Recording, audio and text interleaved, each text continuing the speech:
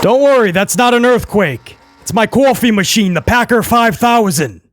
If we had that on our football team, maybe we'd beat the Detroit Lions on Thanksgiving. That's another story, that's a different review.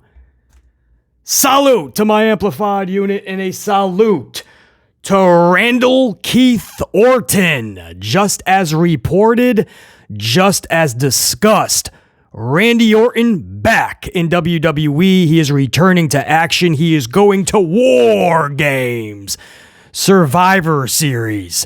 It was confirmed last night without actually saying the name Randy Orton. They were able to confirm this to their live crowd and everybody watching. Of course, if you've been following the channel, we've been saying for several uploads now that it's most likely going to be Randy Orton, A, and B. Not that they want to ruin the surprise, but they are going to announce it beforehand. I told you guys that several days ago, many uploads ago. And it's because they wanted to not at all give that crowd in Chicago any hope or expectations that Philip CM Punk Brooks could show up to Survivor Series. They wanted to put a cap on that immediately, because that pot of water would boil over rapidly and fiercely, and they will start the chants, and they will expect Punk. So they had to do this, man. They didn't want to ruin the surprise, but they wanted everybody to know the fifth guy is not CM Punk. So I told you that was going to happen many days ago. That ended up coming to fruition. The bottom line is we got Randy Orton coming back. Now, I was never a fan of RK Bro Orton. Too much comedy for BC. And at this stage and level in Orton's career, I feel with the years winding down in his career, we need that apex predator. We need the legend killer, which was my favorite character for Randy Orton. Going around punting the dome pieces of legends. Ricky Steamboat, Mick Foley, and so many others. That's when Randy Orton's at his best. And now we have singles Randy Orton coming back. WarGames. Salute. Let me give a proper salute to the Apex Predator, to the Legend Killer. And the only way we can do that properly is to get a coffee going. And this is the full review of Raw, guys. So that's some of the good news that we're going to go over, right? That's some of the good stuff, right? Like Gunther and Miz. Wait till you hear their promo. They took a promo, a good promo, and they just volleyed it back to one another. It was really good. And then there's things we have to discuss like Xia Li and Becky Lynch. Wait till you hear this. It was such a good match. Such a good match. But the finish and what happened after the match, I can't even say I'm trying to comprehend it the next morning because it's uncomprehendable. You can't comprehend this type of booking. Nia Jax, Raquel Rodriguez. Wait till we talk about that. So we got to go over the whole show. I'll try to rip it off like a Band-Aid real quick and painless as possible. But it all has to be discussed. It's Monday Night Raw. It's Monday, November 20th, 2023. The go-home show to Survivor Series. WarGames. And again, the biggest talking point of this show this week for Monday Night Raw, Randy Orton is coming back. Salute to Randy Orton. Salute to my amplified unit. Swig of coffee for Randy and to all of you guys. Come right on back. Let's talk Monday Night Raw.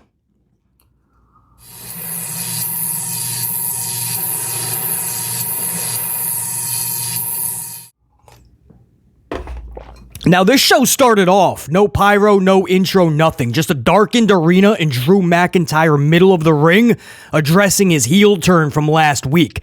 Now, this normally would be a big problem, right? Because the intro, the pyro, all of that sets the tone for the night. And you need that to tell your audience why they should stick around for 3 hours. That this is going to be the energetic, amplified place to be for 3 hours. So you have the intro theme that hooks them, the pyro that captivates them, and the commentary then taps into their inner Jim Ross from the Attitude Era and really sells everybody at home that that's the place to be. The crowd's electric. Man, the intro, the pyro, the commentary has to sell you on why that remote control has to go down for the next 3 hours. Don't worry about football. And last night, that's tough. Chiefs, Eagles, and a damn good game. It starts with the opening. The signature, the intro, the pyro, the commentary, it's all a package deal. That is what helped amplify the Attitude Era before any wrestler even stepped through the curtain back in the day. So why am I okay with no intro, no pyro, no nothing, just Drew, middle of the ring, addressing his heel turn? Because, guys, we're getting a new intro song finally, a new intro theme. If you saw the upload that I put out just before Raw went live last night, we spent a good 10-12 minutes on why this is desperately needed. It's not a minor detail. This is a huge change for Raw. It's much needed.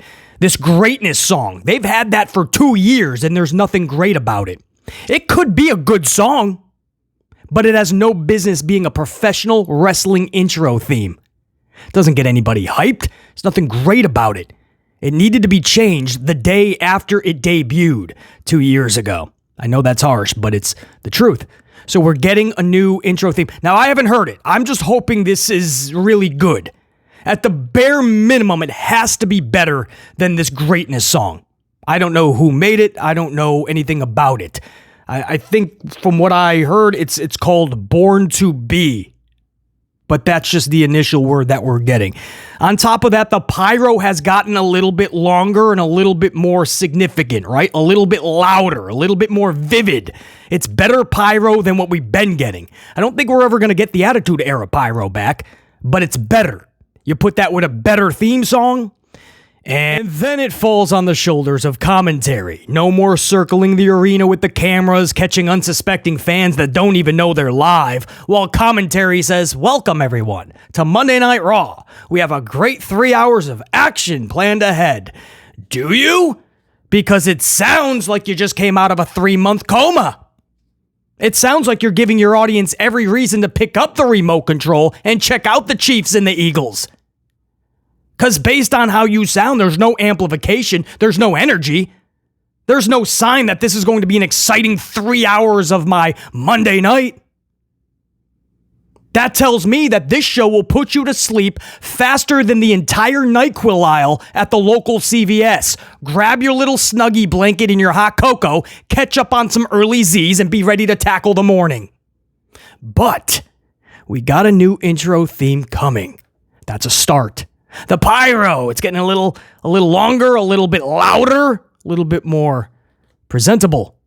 If commentary does their part, tap into the old school Jim Ross from the Attitude Era. Tap into some energy. Tell your audience why they can put that remote down, because this is where you're going to find all the excitement. This is where you're going to be captivated. This is where you're going to get the surprises. The suspense. It's all here. It's a 3-hour television show. You're going to be thoroughly entertained every which way. So bringing it all back to the topic at hand, how we started this show. No pyro, no intro, just Drew explaining his actions from last week. I'm fine with it because this scenario is justified.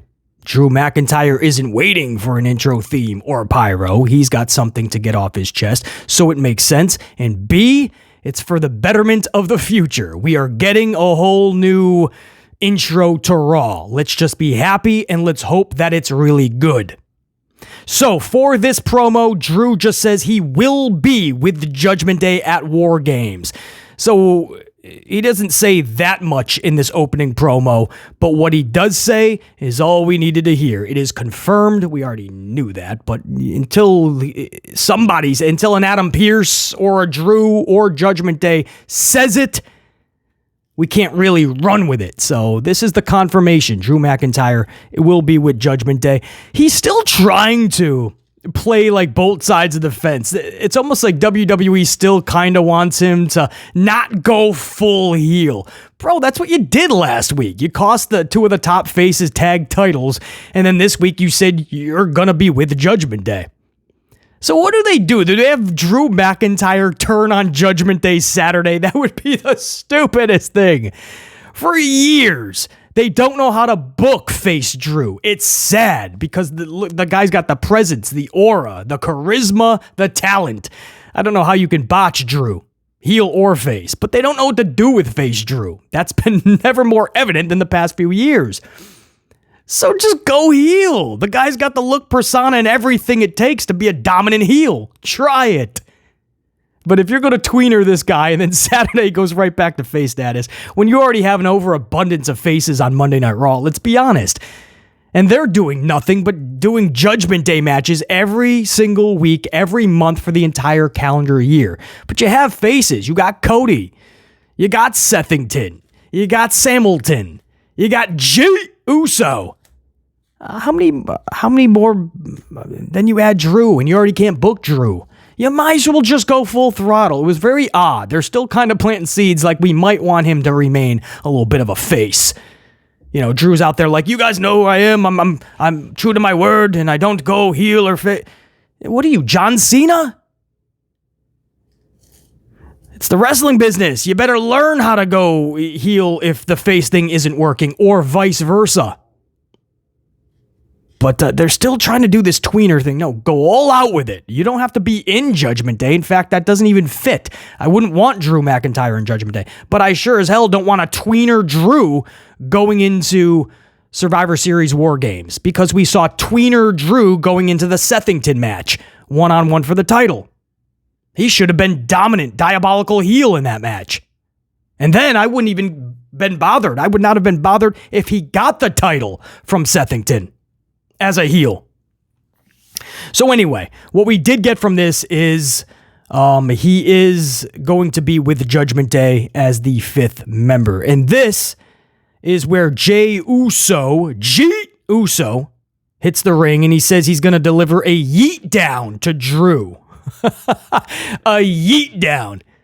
Now listen, I know yeet is the bee's knees today with the kids, but oh, I see this. This could get annoying quick. And maybe it's because we already have yeah, and now we have yeet. Everything is yeet, right? It's a yeet down.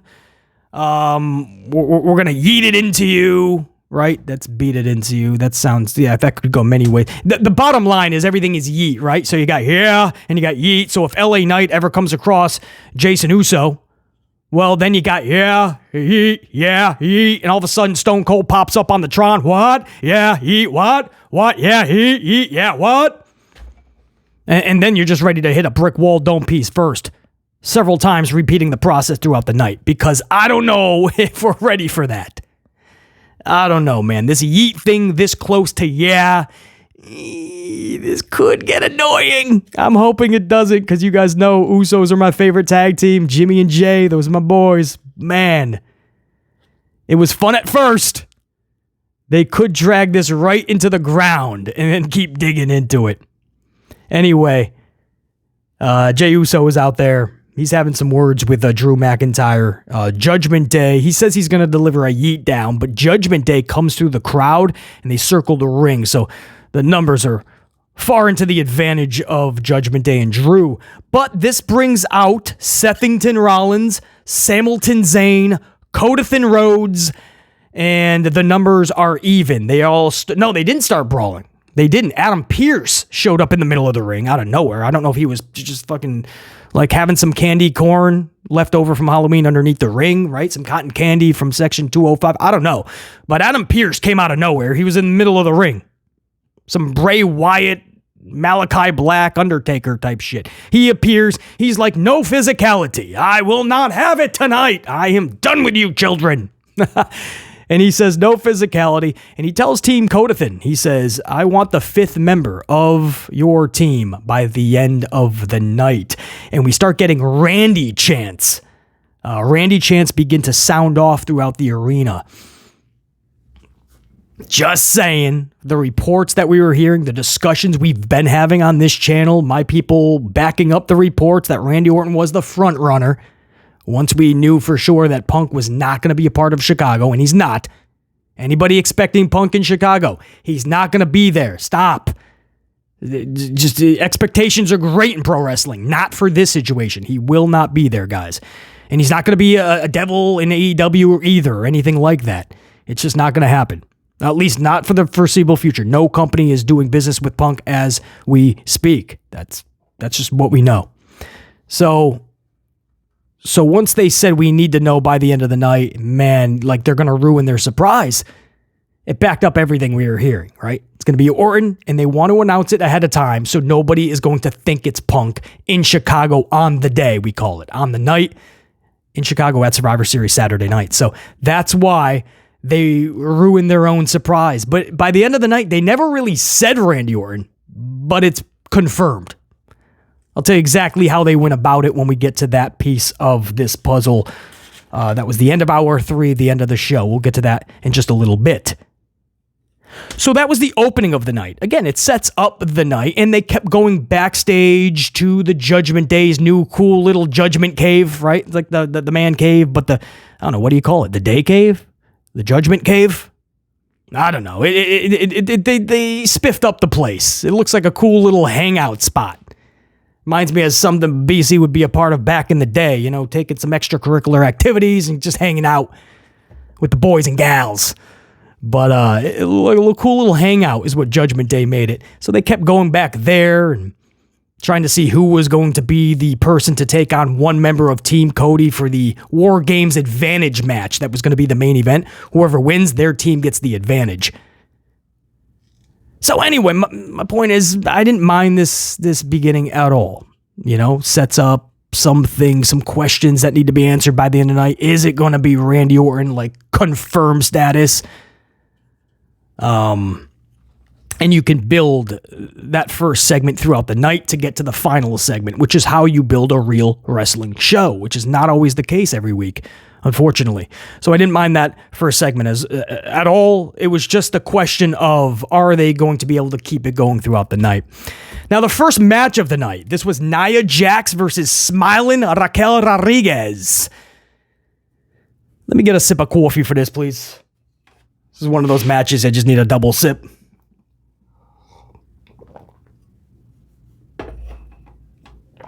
Okay, so let me set this up exactly how it was presented last night. So Michael Cole is reminding us on commentary that Nia cost Raquel the title not long ago. Right, Raquel was in a title match, not the championship, but not the champion, but she was in this match, and Nia came back and cost her the championship. So while Michael Cole is selling us that Nia's the reason that Raquel is not a champion, Raquel is smiling around ringside. She's like patting babies on the head. She's looking at Nia. Yeah, what's up? Yeah, can't wait to do it with you. Hey, everyone. Yeah. She's smiling. Time of her life. Nia's mean mugging. Nia cost her the championship, and Nia's mean mugging her. Raquel, she just wants to smile. Smiling Raquel is what we call it. Good luck getting that over. It's going to be very hard to do such. So, I'm not sure what this match was. I literally have in my notes, I'm not sure what this match was. I literally have that sentence. I don't know what this match was. Guys, I'm not even joking when I say Raquel just kept trying to pick up Nia Jax throughout the entire match. She had it in her dome piece that I'm going to pick you up in this match. I have to pick up Nia Jax. She's not your daughter that needs to be picked up from school. You don't have to pick her up. It's a wrestling match, right? You don't pick up trees, you chop them down. Work smarter, not harder.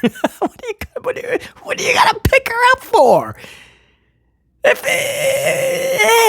somebody weighs twice the freaking size of you, twice the weight is twice the size of you, and Raquel's no small female. But if somebody's got that much weight on you, you don't have to pick them up. But she had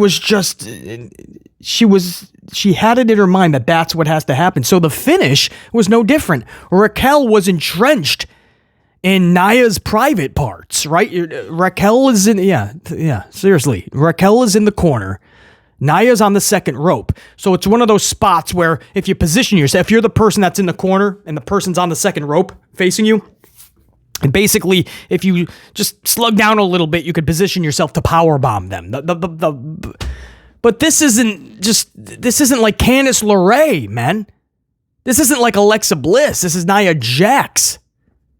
So your plan is to powerbomb Nia Jax out of the corner?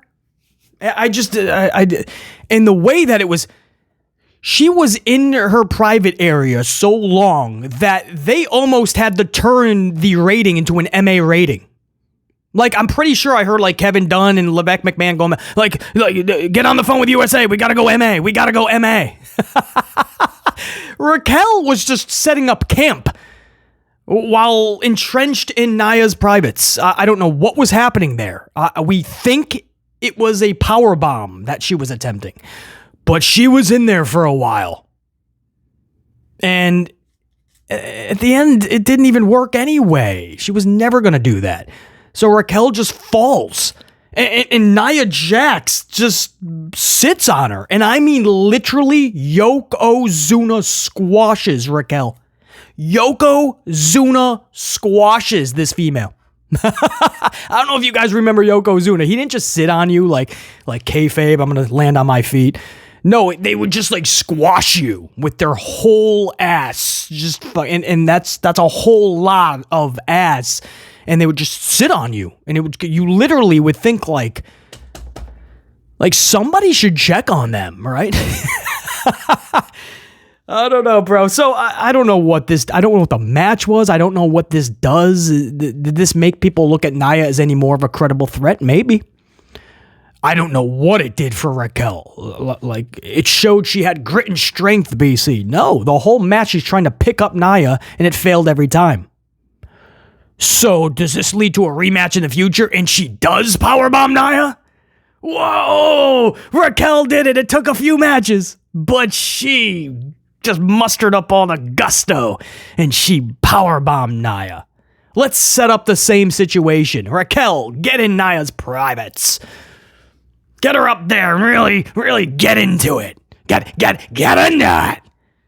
Paul, hey, Doofus' son-in-law, I was watching Raw the other night. Damn, Raquel was really into it. Right. This is going off the rails. Reel it back in, BC.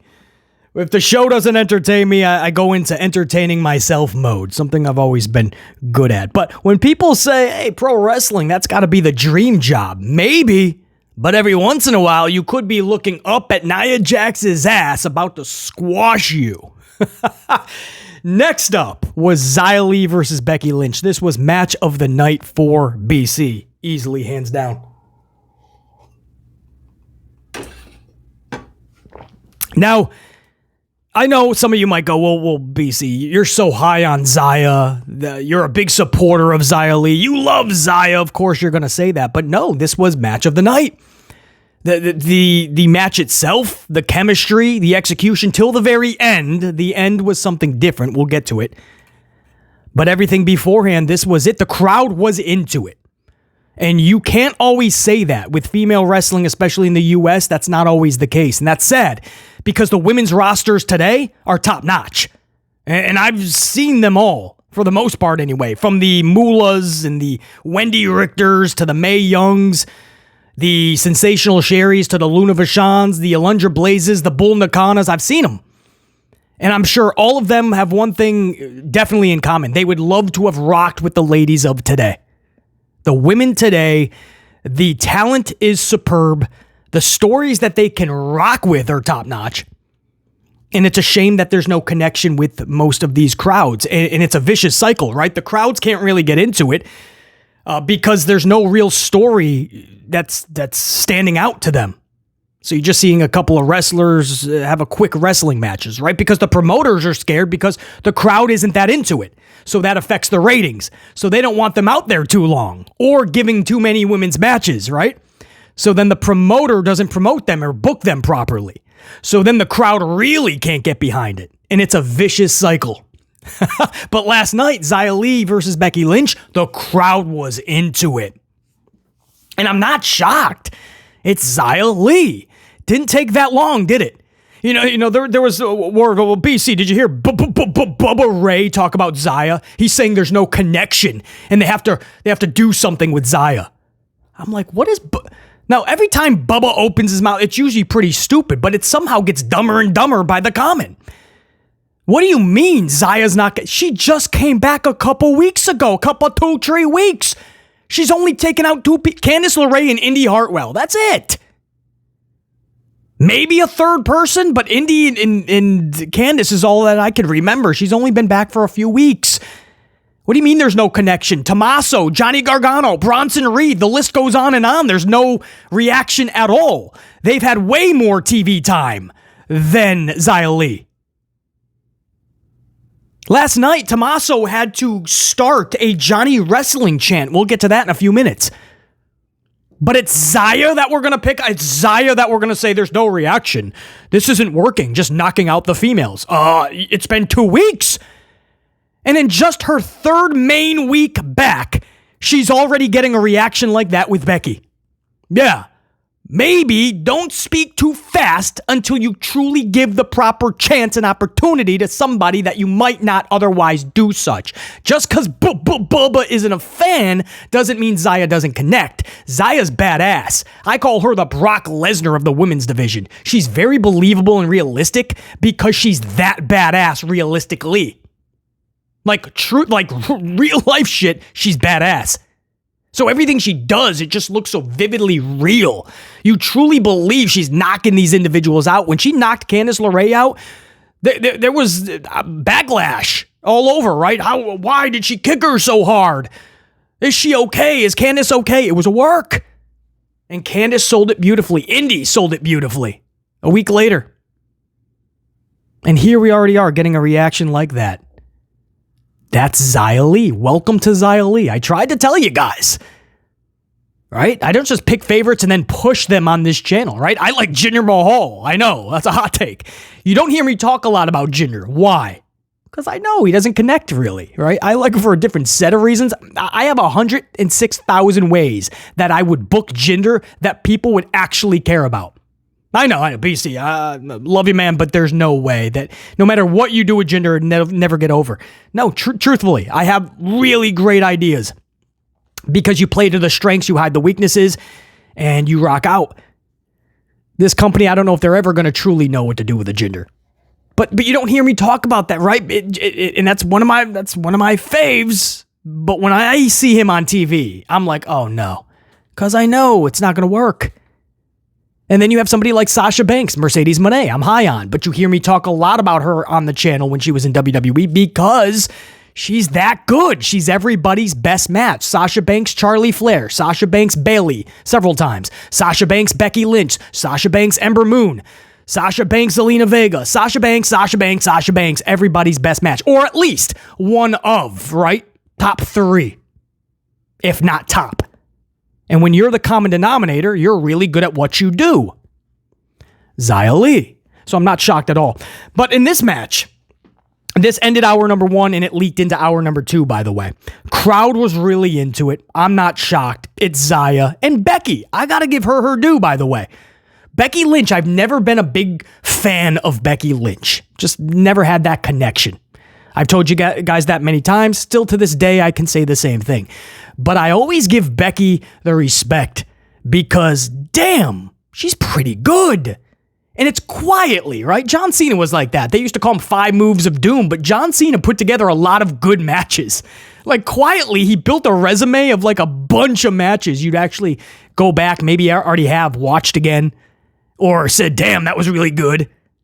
Right, Becky Lynch, recently, I heard her match with Val was good. I actually saw her 2 matches with Tiffany Stratton, and they were some of the best female matches I've seen in a long time. And that's somebody like Tiffany Stratton, quote, rookie. And Becky Lynch had those matches with those type of matches. So good with Tiffany Stratton, Val, now Xia. We know what she did with, of course, Sasha Banks and so many others in the past. Becky Lynch, it's about time, people, whether you like her or not, or a big fan or not, I think we can just say universally, Becky Lynch is good at what she does. So it takes 2 to tango. This was a good match. Really good. Xia straight up breaks out of the disarmer at one point. Now, I like this. It makes Xia look really strong. How many times do you see somebody just literally break out of disarmer? Just power out, overpower Becky, and just break out of it. No cheatery, no getting to the ropes, just breaks out of it. That was Xia Li. Pretty cool. Becky botches the finish, unfortunately. Man, this sucks because everything was going well. And especially had I known what the finish was going to be, I would have been like yelling at get out of the ring! So let me set up the scenario. So Xia roundhouse kicks Becky, the knockout kick. Becky is now supposed to fall to the outside, right? So now Xia's like, oh, I could have pinned you, but you fell. But Becky gets caught in the ropes somehow. And she can't get out. She's stuck. So Xaya's got to push her out. And of course, this just makes Xia look stupid now, right? Why would you not pull her in the ring? So now commentary's trying to sell it. I think Xia got caught up in the moment. Xaya's got her hands on her head like, oh, why did I do that? Nobody knows. Oh, yeah, we do. Because it was botched. Becky got hung up in the ropes. So Xia pushes her out instead of pulls her in. And then moments later, Manhandle slams. Xaya's eating an L. That botch loomed so large because it affected the whole end. Xia was being booked strong throughout, and then all of a sudden the botch just like, it went from booking strong to making Xia look stupid. No! But the real stupidity here comes in the booking itself. None of this made sense. Let me explain, right? Because again, you could easily say, BC, that's one of your favorites, man. You're so high on Xia. You love Xia. So of course you're not happy with the finish. It's not about being happy. The match was so good. I'm glad Becky got a big W. When I say it doesn't make sense, hear me out. Because I'm not talking one or two things. Hear me out. So, when I say it doesn't make sense, from the jump, Valkyria is at ringside, right? If you didn't see it, or even if you did see it, let's recap it. Valkyria is ringside. She's front row. Val is the current NXT Women's Champion, by the way, and she's going to be taking on Xia Li tonight on NXT television, so USA Network. So Val is front row. They've been promoting this big title match, right? And Val's front row with the title, talking shit the whole time to Xia Li. So Xia can't lose this match based on that alone, right? You have a big title match that you've been promoting. So right from the jump, no matter what, and if you do have Xia lose, all right, get creative, damage control, I'll get to that in a second, but not flat on her back, obviously, looking up at the lights. You can't do that because there's a title match. That's Pro Wrestling 101. I think we can universally agree on that. Doesn't matter if it's Becky Lynch, Darth Vader, or fucking Big Van Vader comes back from the Great Yonder. It doesn't matter who's in the match. You can't do it. So Xia cannot lose flat on her back, looking up at the lights anyway, eating an L, because Val is right there. And they're taking on each other tonight. So, and recap it. Val beat Becky, by the way. Val, front row with the title. Val had already beaten Becky for the title. Becky now beats Xia. So you 50-50 flip-flop their booking. So why would anybody that usually doesn't watch NXT tune in tonight? Right? You just told them that Val beat Becky and Becky just beat Xia. And now Xia's going for Val. So if Xia couldn't beat Becky, why would Xia beat Val? And I'm not saying it won't happen tonight. This could be a fucking consolation, but maybe they throw Xia a fucking NXT title. And I don't know what that does. Becky just held the NXT title, gave it to Val for a cup of coffee, and then Val's got to give it to Xia. So what do? Does Xia lose 2 matches in a row? Does Xia now lose to Val? Oh, that better not happen. Absolutely better not happen. So you botched yourself into a corner. But you're flip-flopping your booking. But on top of that, guys, 10 minutes later, and they played this several times throughout the night, they were promoting Xia versus Val for tonight, for the title. And they literally show in big letters and they say, Xia, the unstoppable Xia Li. The unstoppable Xia Li. She was just stopped. She was literally just stopped. Manhandle slam, clean victory for Becky. Clean loss. Look up at the lights. You've been beat. The unstoppable Xia Li was just stopped, and 10 minutes later, they play the same promotional ad. Guys, if you're willing to let that go over your dome piece, that's fine. This is botched booking, though, and you have to hold the company accountable. That's the only way that we can fill in these logic gaps with anything, any relevance or semblance of common sense and logic. You have to fill those logic gaps with logic, right? And it can't just be putty paint or some duct tape. You got to fill those holes with straight truth. So that's what I mean by none of it made sense. And that's not it, by the way. That's just the beginning of what just didn't make sense with Val and the whole NXT situation. And the promotional now doesn't even make sense. But on top of that, post-match, Damage Control comes down through the crowd. Damage Control was there. Now, I told you guys in yesterday's upload before Raw, a couple hours before Raw, we put up a preview for Raw, and I told you guys the booking for this is simple. Damage Control is going to want a little bit of payback because Becky showed up on the blue brand. So Damage Control is now going to pay that back a little, right? And this is the perfect scenario to cost Becky the match. So she can still win via DQ. That's fine. Becky gets the W. Xia saves Ultimate Face. She didn't take any type of a real loss. Damage Control furthers their feud with Becky going into WarGames. Perfect. And Damage Control was there. They were in the post-match. Why would they not interfere? Why would you just not do this the right way? This is the booking that Levesque McMahon does all the time, and it has to stop. These are the decisions that are straight from, I'm telling you, because you studied Levesque McMahon. If you know Levesque McMahon, that's his type of finishes. You can't do that in these situations, though. This is more than just mutual respect or just winner or loser. In pro wrestling, there are times where you have to have a certain type of finish to protect the other individual. If Damage Control was there anyway to get the retribution on Becky, then why not save Xia? They come after the match slowly through the crowd. Like, the match is over. Damn. We were going to help Xia, but well, we'll come down now.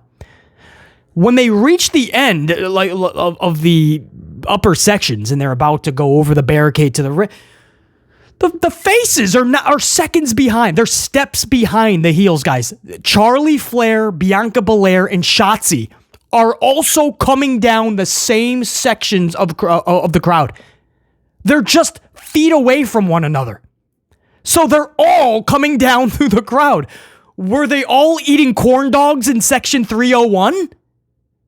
Were they all having a laugh?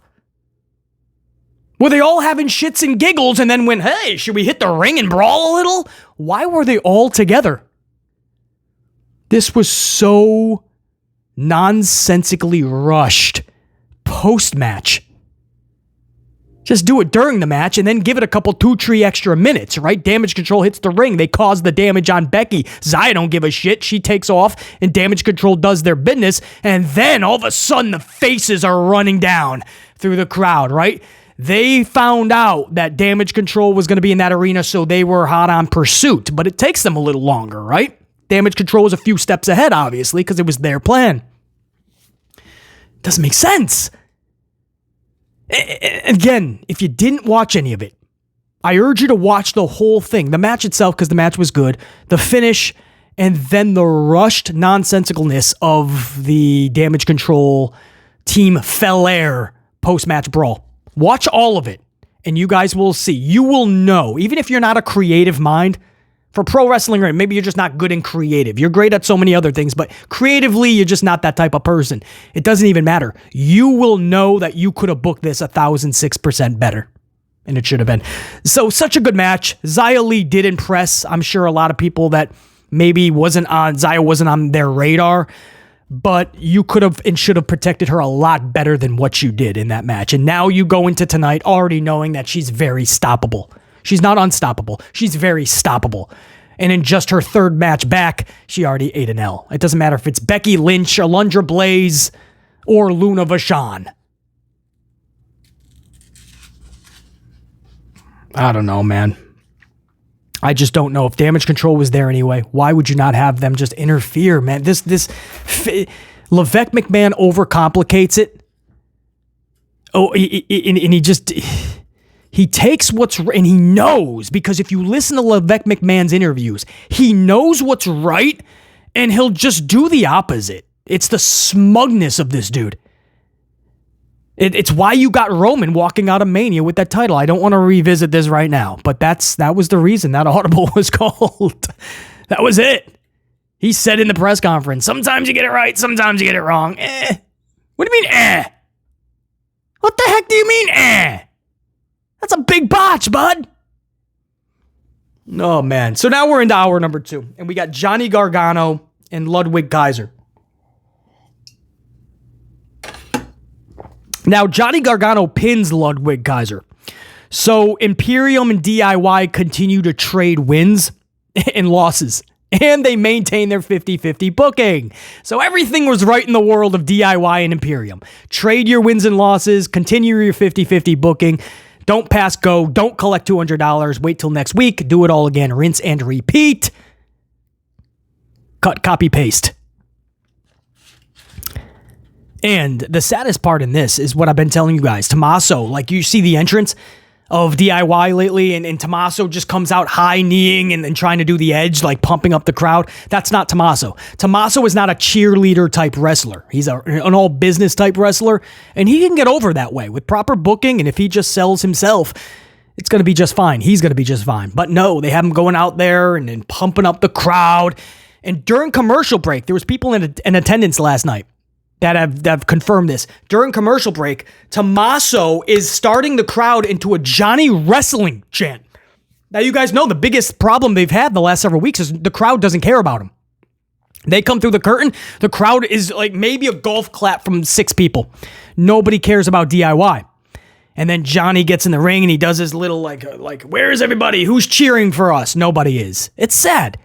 Because I'm really high on Johnny Gargano and Tommaso. You guys know that. But if you thought you were just going to throw them together and try to recreate Black and Gold's DIY from many years ago, no. They're not even the same people. They've had many injuries, substantial injuries since. So not a shell of what they once were, but they can't do exactly what they once did. And it's a different operation and beast anyway. So the connection hasn't been there. So during commercial break, Tommaso is getting a Johnny Wrestling chant going. So when we come back from commercial, the crowd is like chant. It's like the tail end of it. And Michael Cole's like, a Johnny Wrestling chant throughout the crowd.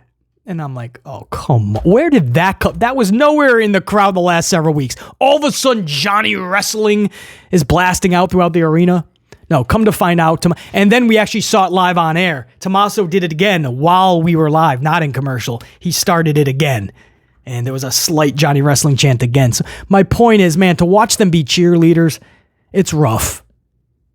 It's rough. To watch them have to struggle so much just to get a reaction. They should be on their own, and it shouldn't be that hard to get reaction from both dudes. In a tag team division that Levesque McMahon, just like Vincent Kennedy never did, they don't care about the tag division. And if you think I'm bullshitting, check this out. There was a fatal 4-way for the women's tag titles. Typical E, right? You just throw everyone in one match. And that's how we're going to decide number 1 contenders. So they put a bunch of female teams together, not even teams, some of these. Tegan Knox and Natty Neidhart, Carter and Chance, Indy Hartwell, Candice LeRae, and Maxine Dupree and Ivy Nile. And all 4 teams just battle. Tegan pins Maxine, and Tegan and Natty will go and take on Piper Niven and Chelsea Green for the tag titles. This was a missed opportunity because Maxine and Ivy were really over in this match. So it's not to say you can't build it and do this later on. But man, that's lightning in a bottle right there. That crowd was really behind Maxine and Ivy, and I can't tell you that they were behind Natty and Tegan winning this match at all. But that shows you how Levesque McMahon, how WWE views tag teams, right? I mean, just throw Johnny and Tommaso in a team. DIY. Black and Gold is back. Let's throw all the ladies into another turmoil type match or fatal 4 match, right? And one segment later for the men, all of the tag teams are backstage with Adam Pearce complaining that they're not getting a tag title opportunity. So Adam Pearce tells every tag team that next week they're all going to be in tag team turmoil to decide the number 1 contenders for the men's tag titles. Levesque McMahon doesn't give a fuck about the tag divisions. He does not give a shit. So you're going to see this every single time we need number 1 contenders for always. Till the end of time, you're going to see these type of number one contender matches because they don't want to build anything properly. So the women have a fatal four-way, and then the men are told they have turmoil next week. Shows you how this company views their tag team wrestling.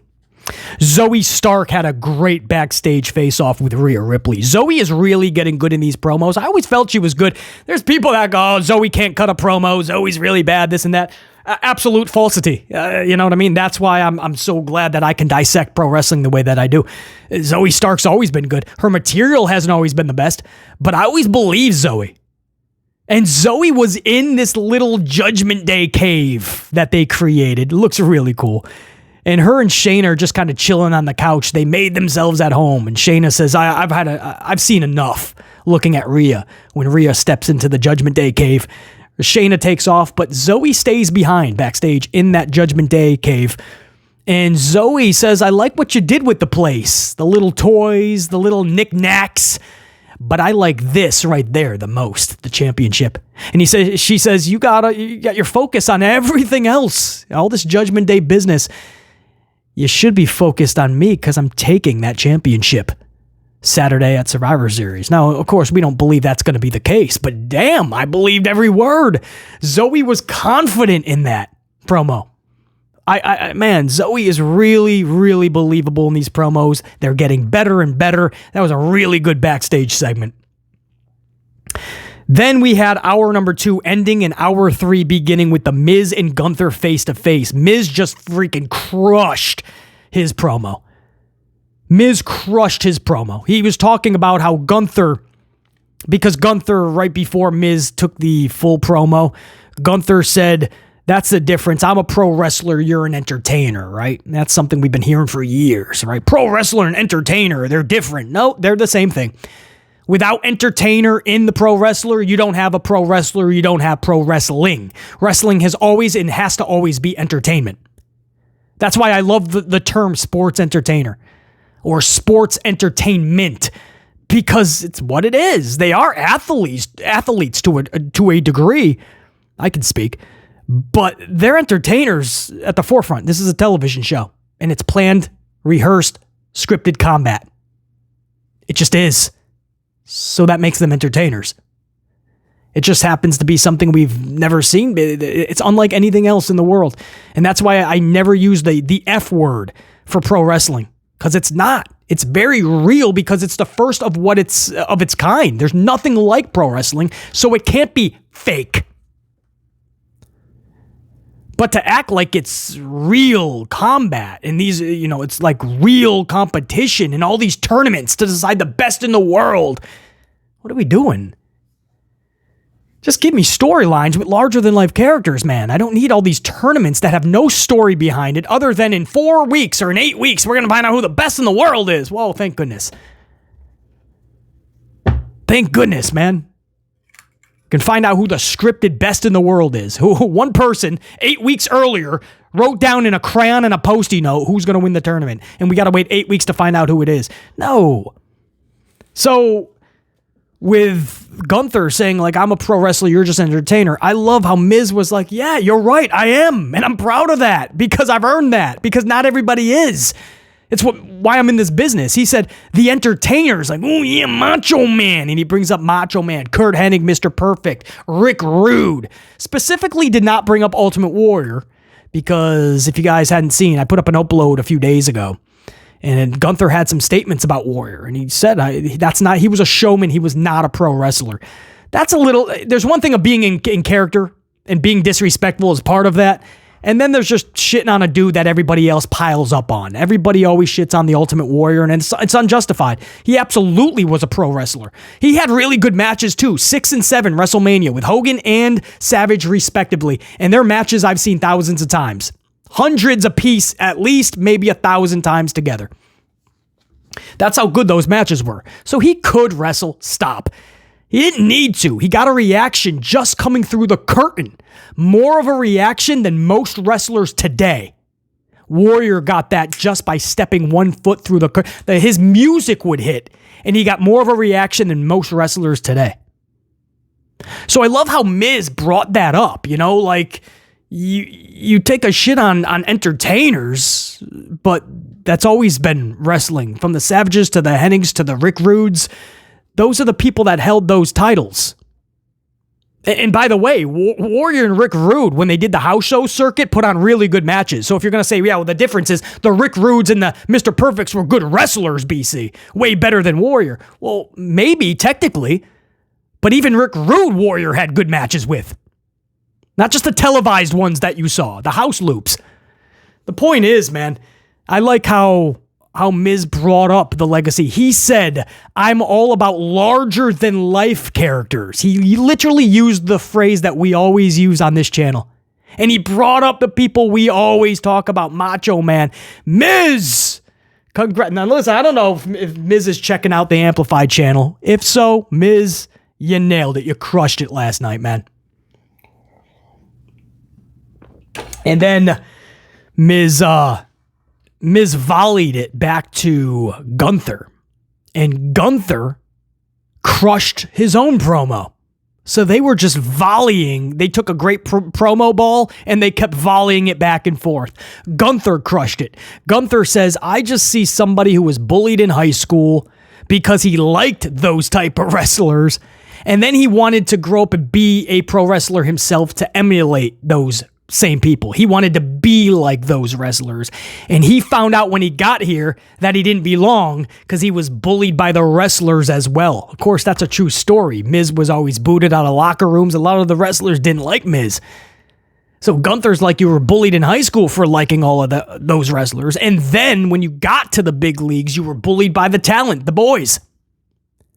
But Gunther says, maybe you weren't bullied enough.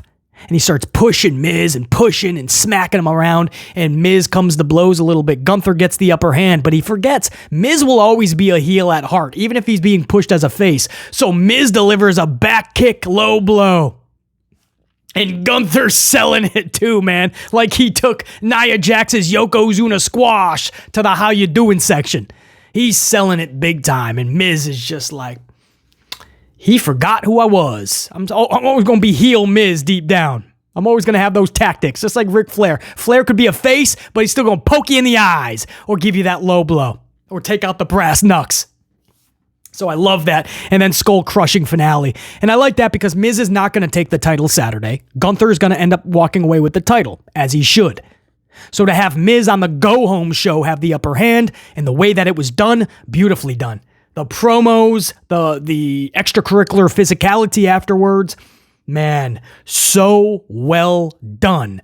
So again, I have to give a big salute to Miz and Gunther. That is how you do a face-to-face promo segment. A++ by Professor BC.